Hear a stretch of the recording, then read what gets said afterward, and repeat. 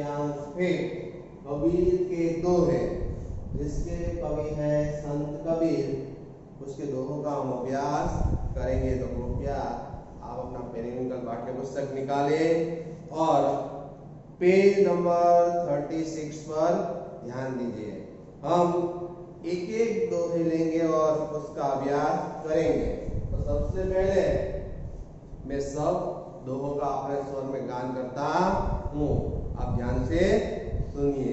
साहब सो सब होत है, बंदे ते कुछ नाई, राई ते पर्वत करे, पर्वत राई माही, गुरु गोविंद दो खड़े, काके लागू पाय, बलिहारी गुरु आपने, गोविंद दियो बताए, गुरु कुंभाशीष कुंभ है, गड़ी गड़ी खाड़े खोट, अंतर हाथ संहार दे, बाहर बाहे चोट, माटी कहे कुंभार से, तू क्या रोंदे मोही, एक दिन ऐसा आएगा, मैं रो दूंगी तो ही, काल करे सो आज कर, आज करे सो अब, पल में परलय होयगी, बहुरी करेगा कब, अति का भला न बोलना, अति की भली न चूप, अति का भला न बरसना, अति की भली न धूप,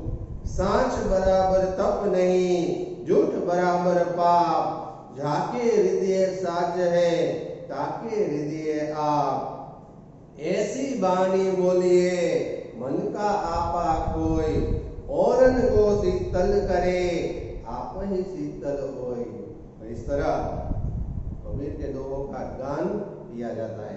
अब भी कबीर के दोहों का गान इस तरह कर सकते हैं। आपने कबीर की वाणी जो आती है और सुनी होगी, उसमें भी इसी तरह दोहों का गान किया जाता है। अब हम एक एक दोहों का अभ्यास करेंगे और उसका भावार्थ समझेंगे। तो कृपया आप अपना पाठ्य पुस्तक निकालें और पहला दोहा, साहब सो सब होत है, बंदे ते कुछ नाही, राई ते पर्वत करे, पर्वत राही माही। तो प्रस्तुत दोहों में कबीरदास जी कहते हैं कि जीवन में जो भी कार्य है वह प्रभु की कृपा से ही पूर्ण होता है, सेवक के प्रयत्न से नहीं।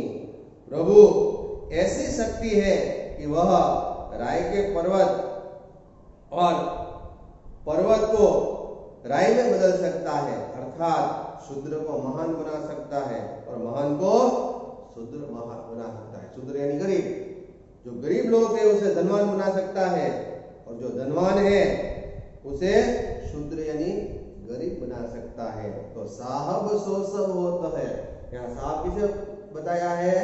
भगवान को, परमात्मा को। कबीरदास जी कहते हैं कि जीवन में जो भी कार्य है वह प्रभु की कृपा के बिना पूर्ण नहीं होता, सेवक के प्रयत्न से नहीं हो सकता। तो जीवन में जो भी कार्य है वह प्रभु की कृपा से ही होता है। सेवक यानी बंदे यानी सेवक, जो बंदा है, शिष्य है, जो सेवक है, उसके प्रयत्न से नहीं हो सकता। इस तरह प्रभु ऐसी शक्ति है कि वह राय का पर्वत राय के पर्वत करे, राय को पर्वत जैसा बहुत बड़ा ढगला बना दे और पर्वत को राय के समान छोटा बना दे। यानी जो गरीब होता है, जो राय के बराबर है, उसको पर्वत की तरह अमीर बना दे और जो पर्वत की तरह अमीर है उसको राय की तरह रंग शूद्र बना दे। तो हमें जीवन में प्रभु के भी कृपा के बिना कुछ होता नहीं है। तो आपको समझ में आया?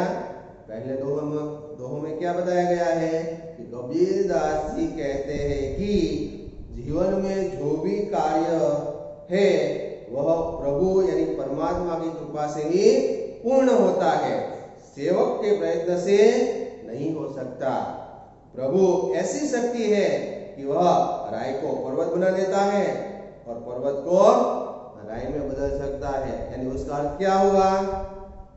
जो शूद्र यानी गरीब होता है उसको महान धनवान बना देता है जो महान यानी धनवान होता है उसको शूद्र यानी गरीब बना देता है। तो भगवान की परमात्मा हम पर होती है कृपा, और भगवान की मेहरबानी हम पर होती है तो हम गरीब से अमीर भी बन सकते हैं, और अगर हम भगवान की पूजा नहीं करेंगे तो अमीर से भी गरीब बन जाएंगे। तो ये था पहला दोहा। अब दूसरे दोहे में ध्यान दीजिए। गुरु गोविंद दो खड़े काको लागू पाए, बलिहारी गुरु आपकी गोविंद दियो बताए। तो प्रस्तुत दोहे में कबीरदास जी ने हमें गुरु की महिमा का गान बताया है। दूसरे दोहे में तो गुरु गोविंद दो खड़े काको लागू पाए, बलिहारी गुरु आपने गोविंद दियो मिलाए। कबीरदास जी कहते हैं कि अगर हमारे सामने गुरु और भगवान दोनों एक साथ खड़े हो जाए तो आप किसके चरण स्पर्श करेंगे? गुरु ने अपने ज्ञान से ही हमें भगवान से मिलने का रास्ता बताया है, इसलिए गुरु की महिमा भगवान से भी बड़ी है, ऊपर है, और हमें गुरु के चरण स्पर्श करने चाहिए, क्योंकि गुरु ही हमें सच्चा ज्ञान देकर जीवन जीने का रास्ता बताता है और वह भगवान से मिलाता है। तो कबीरदास जी इस दोहे में क्या कहते हैं कि गुरु गोविंद दोनों खड़े काको लागू पाए। अगर हमारे सामने गुरु और भगवान दोनों एक साथ खड़े हैं तो आप किसके चरण स्पर्श करेंगे? बलिहारी गुरु आपने गोविंद दियो मिलाए, कि गुरु ने अपने ज्ञान से ही हमें भगवान से मिलने का रास्ता बताया है, इसलिए गुरु की महिमा भगवान से भी ऊपर है, श्रेष्ठ है, और हमें गुरु के स्पर्श चरण करने चाहिए और उसमें हमें साक्षात भगवान मिल जाते हैं। तो ये था दूसरा दोहा। अब तीसरा, गुरु कुंभाशीष कुंभ है, गढ़ी गढ़ी खाटे खोट, अंतर हाथ संहार दे, बाहर बाहे चोट। तो प्रस्तुत तीसरे दोहे में कबीर जी बताते हैं कि गुरु रूपी कुंभार, यहाँ गुरु को कुंभार का रूप दिया है और शिष्य को घड़े यानी कुंभ का रूप दिया है। कि गुरु रूपी कुंभार अपने शिष्य रूपी घड़े को घड़ने के लिए, उसका निर्माण करने के लिए, उसको अच्छा ज्ञान देने के लिए, उसके अंदर के जो सारे दोष है वह बाहर निकाल देता है, भीतर से वह अपने हाथ का सहारा देता है और बाहर से उस पर चोट देता है, यानी उसे ज्ञान देकर, अच्छा ज्ञान देकर, अच्छे संस्कार देकर उसे अच्छा शिष्य बना देता है और उसे ऐसा योग्य बना देता है कि वह अपने जीवन में सफलता के शिखर प्राप्त करे। तो प्रस्तुत तीसरे दोहे में कबीर जी ने क्या बताया है विद्यार्थी मित्रों? तो गुरु रूपी कुंभार अपने शिष्य रूपी घड़े को गढ़ने के लिए उसके अंदर के सारे दोष बाहर निकाल देता है, भीतर से वह अपने हाथ का सहारा देता है और बाहर से ऊपर चोट करता है। जिस तरह कुंभार घड़े को बनाने के लिए भीतर से आकार देने के लिए वह हाथ का सहारा देता है, बाहर से ऊपर गट-गट कर उसे थप-थप करके उसे सुंदर बना देता है, उसी प्रकार गुरु रूपी कुंभार भी अपने शिष्य को गढ़ने के लिए अपने हाथ के द्वारा उसके सारे दोष निकाल देता है और उसे इतना अच्छा योग्य शिष्य बना देता है कि वह अपने जीवन में सफलता प्राप्त कर सके। तो ये था तीसरा दोहा। अब चौथा दोहा, चौथे दोहे का हम अभ्यास करेंगे। माटी कहे कुंभार से तू क्या रोंदे माही, एक दिन ऐसा आएगा मैं रो दूंगी तो ही।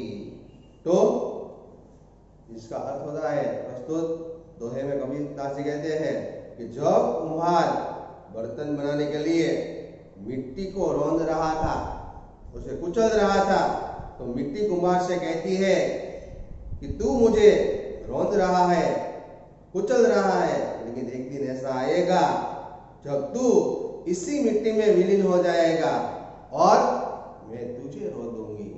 यानी मैं तुझे कुचल दूंगी। एक दिन ऐसा आएगा कि हमारी मृत्यु तो हो जाती है, तो हमारे अस्थि हो किस में मिल जाएंगे? इसी मिट्टी में। इसलिए प्रस्तुत दोहे में, चौथे दोहे में कबीरदास जी ने क्या कहा है? तो कबीरदास जी कहते हैं, जब कुम्हार बर्तन बनाने के लिए मिट्टी को रोंद रहा था, कुचल रहा था, तो मिट्टी कुम्हार से कहती है, तू मुझे रोंद रहा है, लेकिन एक दिन ऐसा जरूर आएगा जब तू इसी मिट्टी में विलीन हो जाएगा और मैं तुझे रो दूंगी। तो सबका एक दिन आता ही है, इसलिए हमें कभी हिम्मत हारनी नहीं चाहिए। उसके बाद का फिर काल करे सो आज कर, आज करे सो अब, पल में परलय होएगी, बहुरी करेगा कब। तो प्रस्तुत दोहे में, पांचवें दोहे में कबीरदास जी कहते हैं कि जो काम कल करना है उसे हम आज करें, और जो आज करना है उसे हम अभी करें। जीवन बहुत छोटा होता है, अगर पल भर में समाप्त हो गया तो तुम लोग क्या करोगे? इसलिए कल का काम हमें आज करना चाहिए और आज का काम हमें अभी करना चाहिए।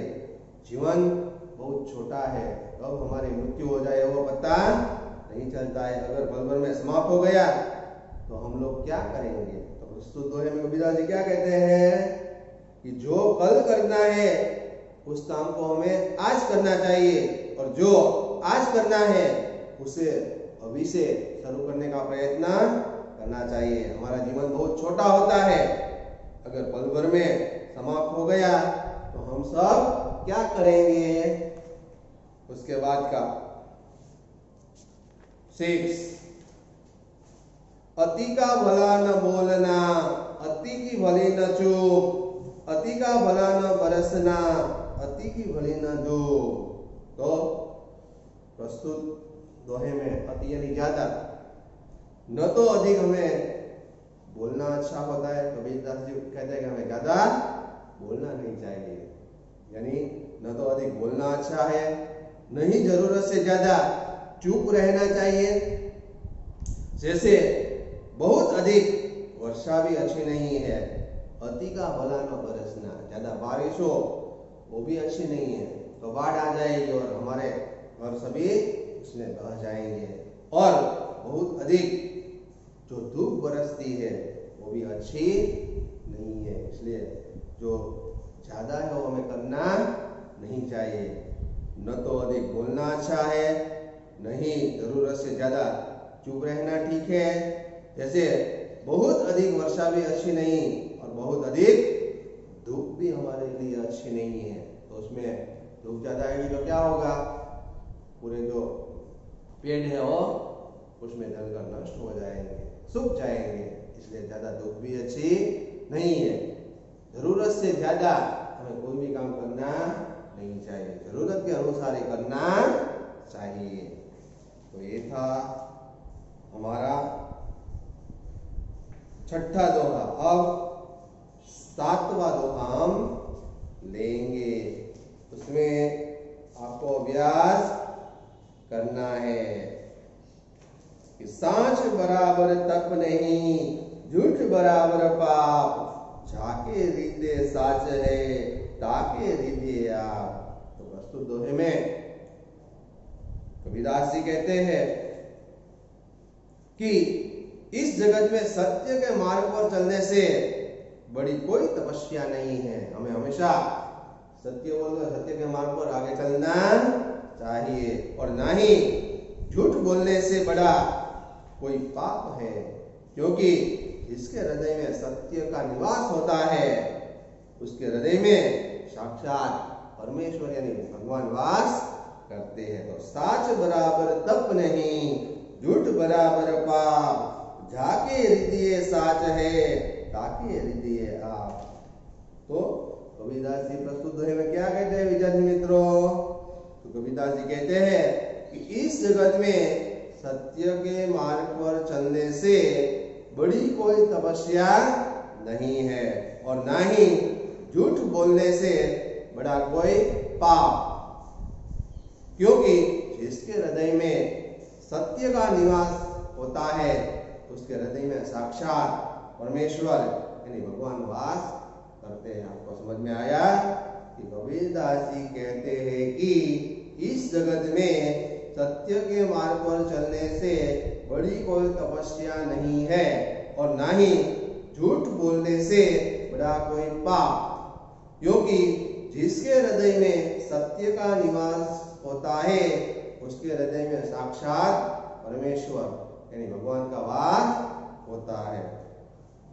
अब लास्ट वन, ऐसी वाणी बोलिए मन का आपा कोई औरन को शीतल करे आप ही शीतल होय।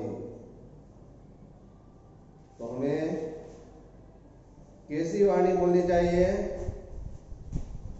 बरोबर, ऐसी वाणी बोलिए मन का आपा कोई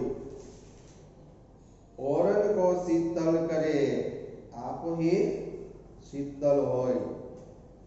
तो प्रस्तुत दोहे में हमें अच्छी वाणी बोलने के लिए कहा गया है।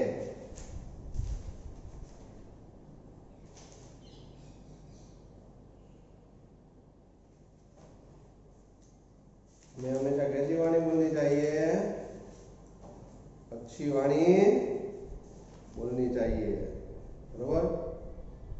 तो ऐसी वाणी बोलिए मन का आपा कोई औरन को शीतल करे आप ही शीतल होय।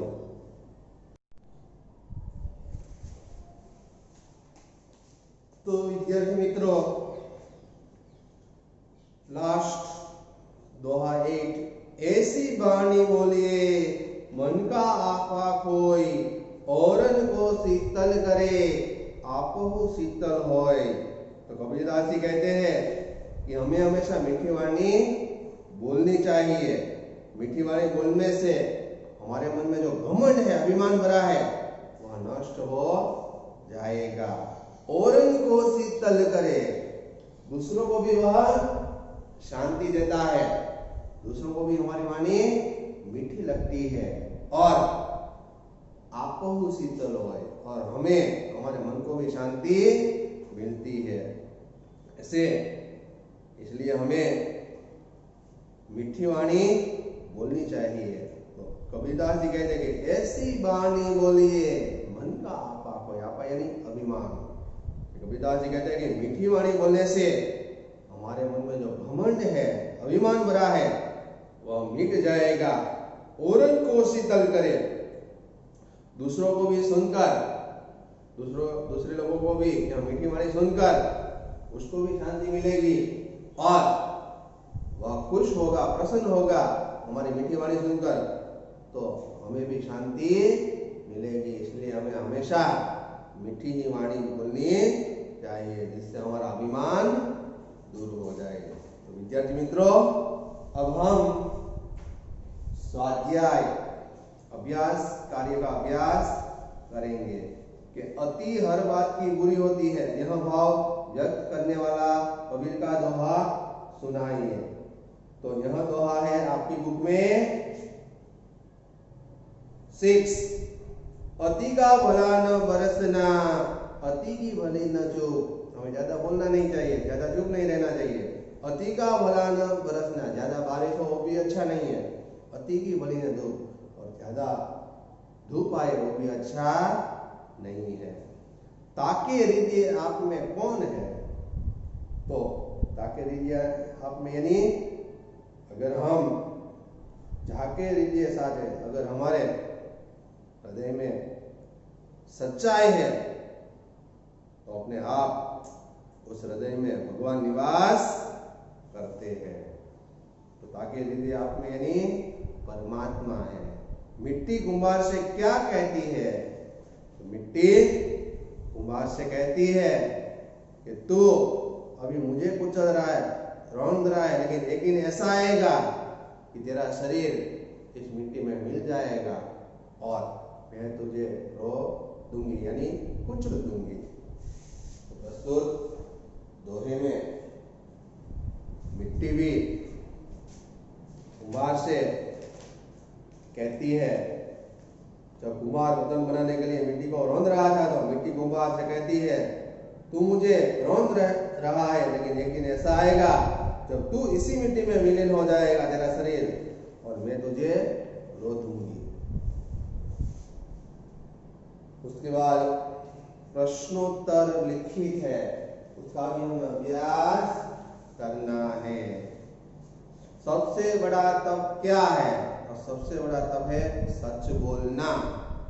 मीठी वाणी के विषय में कबीरदास जी ने क्या कहा है? तो कबीरदास जी कहते हैं कि मीठी वाणी बोलने से मन में जो घमंड यानी अभिमान भरा है वह मिट जाएगा, दूर हो जाएगा। गुरु और ईश्वर में से कबीरदास जी ने किसे श्रेष्ठ स्थान दिया है और क्यों? तो गुरु और ईश्वर में से कबीरदास जी ने गुरु को श्रेष्ठ स्थान दिया है, क्योंकि गुरु ने ही हमें ईश्वर का महत्व सिखाया है और इस लायक योग्य बनाया है कि हम ईश्वर के सामने खड़े रहे। आज का काम कल पर न छोड़ने की सलाह क्यों दी गई है? तो आज का काम कल पर न छोड़ने से वह अधूरा रह जाएगा, क्योंकि कल और भी ज्यादा काम बढ़ सकता है। इसलिए कल का काम हमें आज करना चाहिए और आज का काम अभी पूरा कर लेना चाहिए। अब है भाषा रूपी प्रश्न, तो उसका भी हमें अभ्यास करना है। आपकी बुक में दिया हुआ है, तो उसका भी हम अभ्यास करेंगे। बराबर?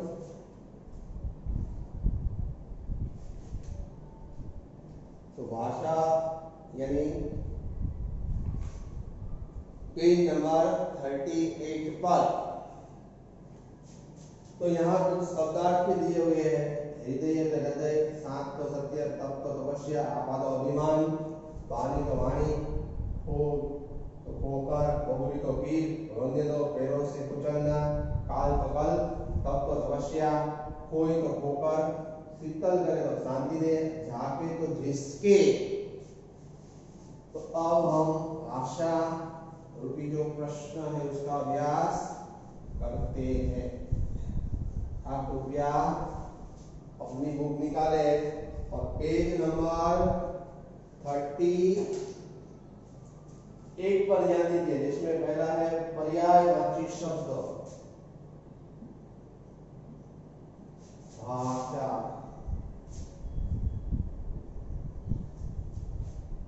इसमें पहला है पर्यायवाची शब्द, वो हमें करना है।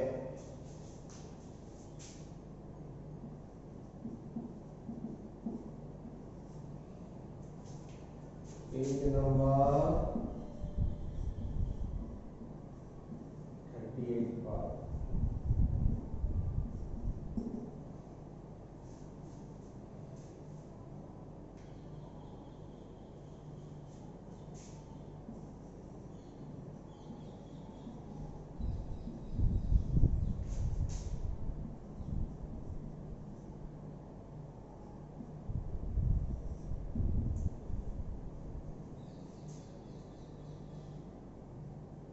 में पहला है गुरु। गुरु का होता है शिक्षक, आचार्य। दूसरा है वाणी, तो शब्द।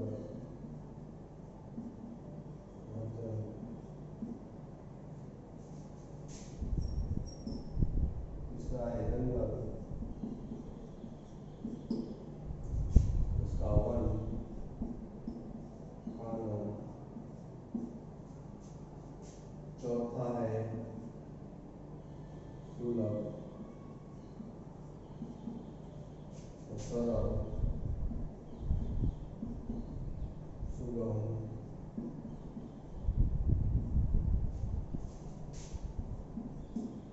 पांचवा है दुर्गंध, इसका दुष्ट, अधम,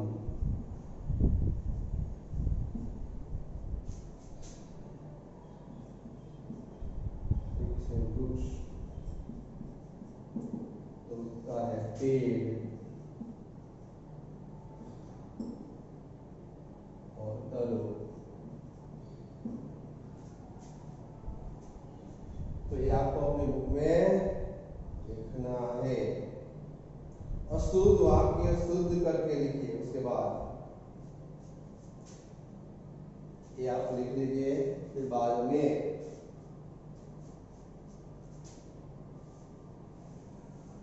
अब अशुद्ध वाक्य शुद्ध करके लिखिए।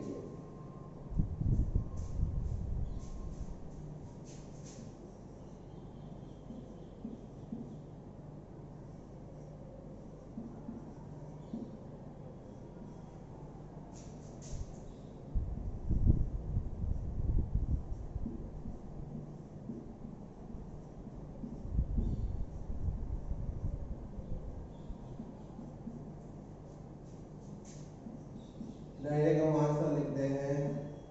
पहला है पिताजी की कोट फट गई। पिताजी के नहीं, पिताजी का, की नहीं, का आएगा। पिताजी का कोट फट गया।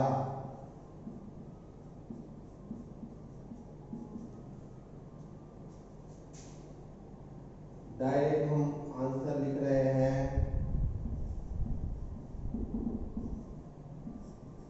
सेकंड है सारी बर्फ पिघल गया। गया नहीं, गई। सारी बर्फ पिघल गई।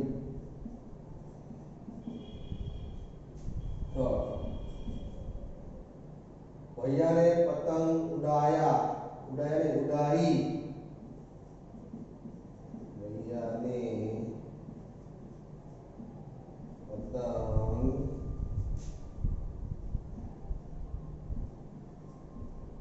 उड़ाई। और उसने मेरा किताब फाड़ दिया। मेरा नहीं, उसने मेरी किताब फाड़ दी।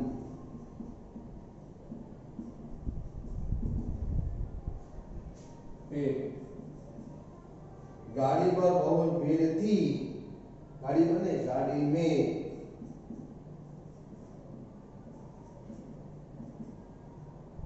बहुत भीड़ थी।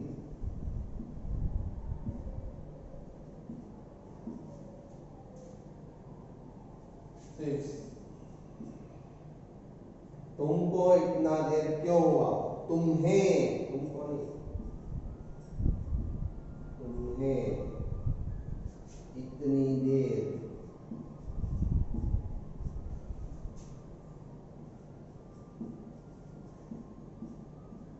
क्यों हुई?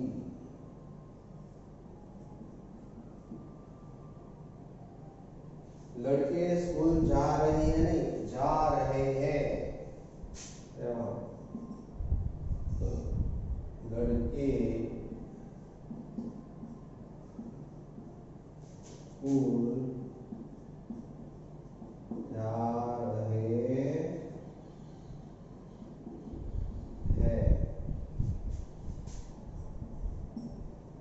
उस लड़की की पैर फिसल गई। फिसल गए, गई नहीं। उस लड़की के पैर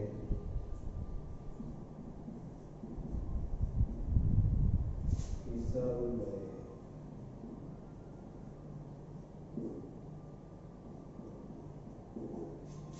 तो ये था विद्यार्थी मित्रों अशुद्ध वाक्य शुद्ध करिए। उसके हमने डायरेक्ट आंसर लिखिए, आप लिख लीजिए। उसके बाद है पेज नंबर 29 पर शुद्ध शब्द पर सही निशान लगाइए।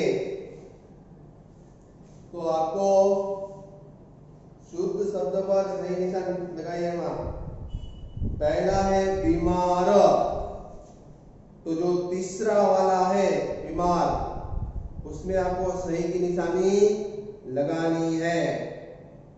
सेकंड वृक्ष, सेकंड में जो सेकंड है वृक्ष उसमें आपको सही की निशानी लगानी है गोले के अंदर। थर्ड में गृहस्थ, थर्ड वन है गृहस्थ, उसमें राइट की निशानी लगानी है। फोर्थ में मुश्किल, जो पहला वाला है उसके अंदर राइट की निशानी लगानी है। फिफ्थ तालाब, तो उसमें भी पहला वाला है उसके अंदर ही राइट की निशानी लगानी है। सिक्स पत्नी, तो जो पहला वाला है वो ही सही है, उसके अंदर राइट की निशानी करो। सेवन परिश्रम, तो सेकेंड वाला गोला है उसके अंदर राइट की निशानी करो, सेकेंड सही है। एट पूज्य, तो पूज्य पहला वाला सही है, उसके अंदर राइट की निशानी करो। नाइन स्थान, तो नाइन के अंदर तीसरा वाला स्थान सही है, उसके अंदर राइट की निशानी करो। 10 हिंदू, तो हिंदू शब्द पहला वाला सही है, तो पहले वाले के अंदर आप निशानी कीजिए। तो ये था शुद्ध शब्द पर निशानी कीजिए। अभी आगे भी है। तो 11वां प्रबंध, तो 11 में सेकंड वाला प्रबंध सही, उसके ऊपर सही का निशान लगाइए। 12th में ऋषि, जो पहला वाला है वो सही है, उसमें निशान लगाइए। क्रोधित, तो सेकंड वाला सही है, उसमें सही का निशान लगाइए। परंतु 14 में परंतु, तो 14 में परंतु थर्ड वाला सही है, तीसरा वाला उसके अंदर सही का निशान लगाइए। 15 पूर्ण, तो पूर्ण में सेकंड वाला सही है, उसके अंदर निशान लगाइए। 16 मनुष्य, तो उसमें सेकंड सही है मनुष्य, उसके अंदर सही का निशान लगाइए। अब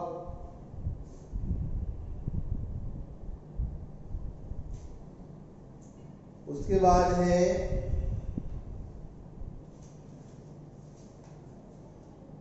दिए गए क्रिया विशेषण वाक्यों के खाली स्थान में भरिए। तो घोड़ा सरपट भाग रहा है, सरपट आएगा। सेकंड खाली जगह चलो नहीं तो बस छूट जाएगी, जल्दी जल्दी चलो। थर्ड राधा खाली जगह गाती है, सुरीला, राधा सुरीला गाती है। फोर्थ भागो मत, खाली जगह चलो तो भागो मत, धीरे चलो। फिर मैं खाली जगह तुम्हारी प्रतीक्षा करता रहा, मैं दिन भर तुम्हारी प्रतीक्षा करता रहा। 6 काले बादलों के कारण अचानक अंधेरा छा गया, अचानक। 7 वह रोज बस से पाठशाला जाता है, वह रोज, तो रोज है वह क्रिया विशेषण। नीचे दिए गए प्रश्नों में से क्रिया विशेषण ढूंढकर लिखिए। तुम घूमने कब जाओगे, तो कब है वह क्रिया विशेषण। ममता कैसा गाती है, तो कैसा है वो क्रिया विशेषण। गिलास में कितना पानी है, तो कितना वह क्रिया विशेषण। कछुआ कैसे चलता है, तो कैसे वह क्रिया विशेषण। पिताजी कहाँ है, तो कहाँ वह क्रिया विशेषण। अब आपको मैं होमवर्क दे रहा हूं, तो होमवर्क में आपको अपनी ही बुक में रिक्त स्थान की पूर्ति कीजिए, वो आपको करना है।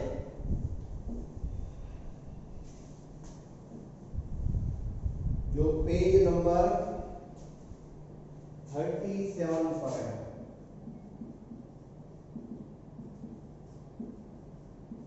होमवर्क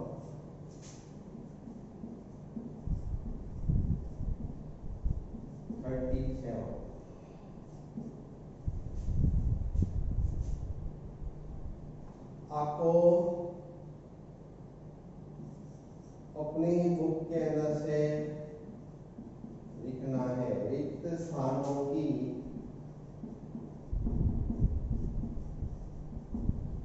पूर्ति करें।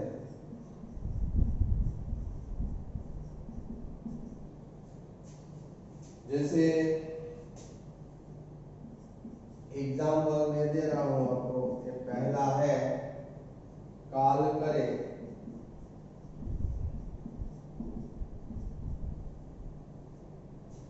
तो उसके अंदर दिया हुआ है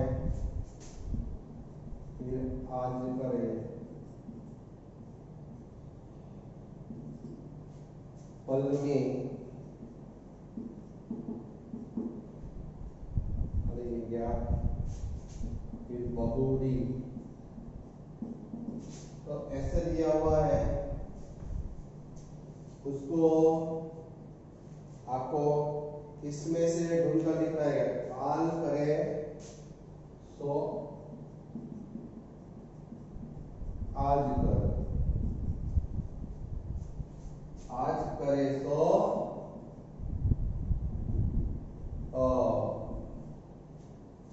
पल में परलई होयगी, बहुरी करेगो कब। ऐसे आपको ये 3 लिखने हैं दूसरे सेकंड। जैसे सांझ बराबर एक जुट, फिर झाके, फिर आके, फिर खड़े ऐसी, फिर मन का, फिर औरंग,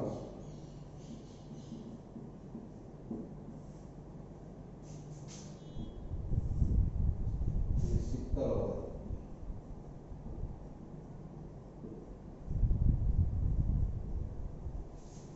फिर फोर्थ वन है गुरु,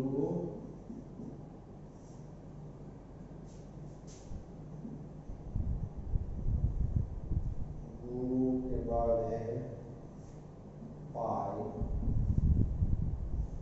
बलिहारी,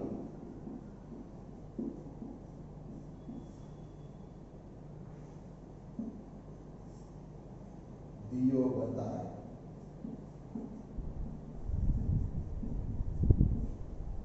तो विद्यार्थी मित्रों, इस दोहे की आपको रिक्त स्थान की पूर्ति करनी है। यहाँ पेज नंबर 37 पर दिया हुआ है और आपको इसी दोहों में से ढूंढकर लिखना है होमवर्क में।